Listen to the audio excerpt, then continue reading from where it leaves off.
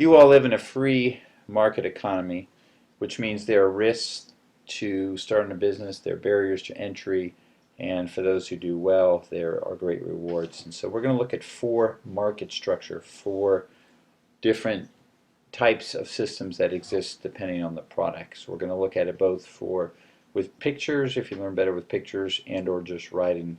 And of course you can hear me, so stop at any time, depending on your learning style. Okay, so competition, we know that. We have two companies for the cola wars, maybe three if you include Giant Cola, but we basically have Pepsi and Coke. Price control, we are going to go from a left on the axis where there's the consumers more or less control the price because all the products are the same, to more of a monopoly where there's only one, where the producer controls the price. In between, advertising in the two middle stages is going to make a big difference. And of course, getting in and staying in a company depends in part on the regulations and the costs that the government demands. So here's the picture.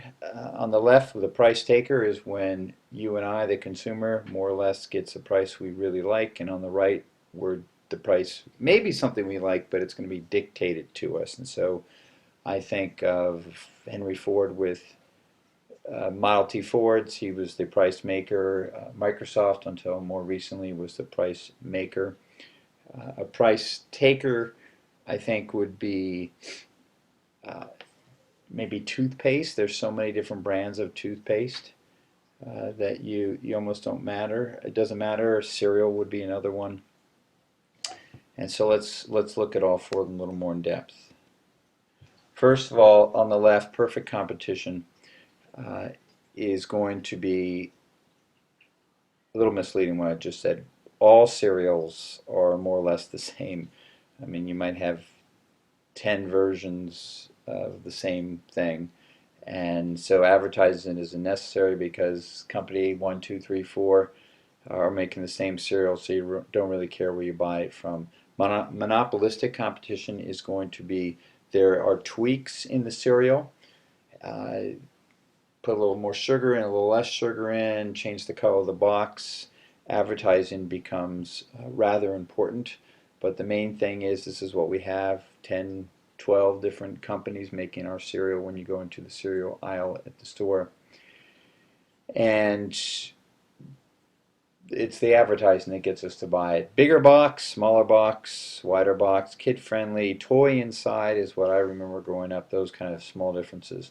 The oligopoly there are just a few companies. I think of Cola by Giant, the cheaper version. I think of Coke and I think of Pepsi. So also, as in within monopolistic competition, advertising is very important. Research is huge into deciding what people are going to want. Do they want a, is the package important to them? You think about during the winter time when obviously Coke thinks the Christmas theme and or the polar bear theme is really, Santa Claus is really important to people buying Coke. Pepsi doesn't think as much, or they've decided they don't want to copy Coke in doing that. Coke even tried, before you guys were born, something called New Coke, which they tested and tested extremely well, and it was an utter flop. People didn't like the extra spike in sugar, and so they started going to Pepsi. So it was ultimately a disaster. But that is veering towards people will pay in those cases more or less what the companies are making because there's so few of them.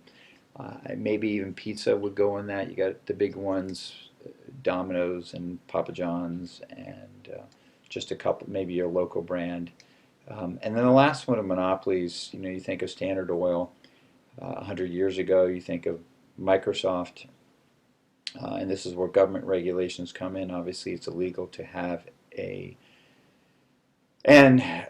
monopoly in this country. Standard Oil was broken up into the Seven Sisters, and so there we have an example of a oligopoly, where the oil companies, Exxon, Shell, BP, etc., are trying to convince you that one is better than the other through advertising. Think of Hess Oil, which wasn't one of the Seven Sisters, but they give away those little toys in the winter. And likewise, Microsoft was sued for being a monopoly for tying the browser Explorer to the Microsoft Works and by the federal government. And so, but despite that, it's continued, and a lot of people, especially over 35 or over 40, are so geared and tied into the Microsoft work products that they are willing to pay whatever it is and don't even think about that, and that's even more true of the workplace. Okay, so here we have the perfect competition, which again is the top one. That's where you and I are basically getting the price we want. Low, as you can see over here, low barrier to entry because, hey, everybody's making the same thing. And the example here is airlines, because no one cares what airline they're going on. They just want to have the lowest price. Okay, and then you have monopolistics, where there's some variation, again, low entry. We have, again, still some control over it, but there's variety. Hotels, I already mentioned Burger King, McDonald's, things like that. Okay, oligopoly, hey, exactly what I just said, the Cola Wars, Giant, Pepsi, and Coke. And then monopoly, I would change this picture actually to just Microsoft or Standard Oil, and they would have complete control over the price. So again, perfect competition, monopolistic, oligopoly, and monopoly. Okay, and then some I haven't even mentioned, your water and your electricity are monopolies regulated by the government, but there's no competition. Your internet provider is going to be an oligopoly because there's only two, at least in our area. In some areas, it's a monopoly. There's only one. So these are some other examples. Well, the geographic monopoly would be Comcast is only in some areas. More likely it's Cox. And I already mentioned the public utilities being the natural monopoly. Okay? And then these are going to be the single monopolies. Government monopoly would be like the post office was the only way to get mail out until it became an oligopoly when we have FedEx and UPS, etc. And even there, we really don't care. We just want the cheapest one. And so that's it. Those are the four main things that you need to be aware of in markets. I'm just going back here again to this slide. So that's it for this week, and I'll see you soon.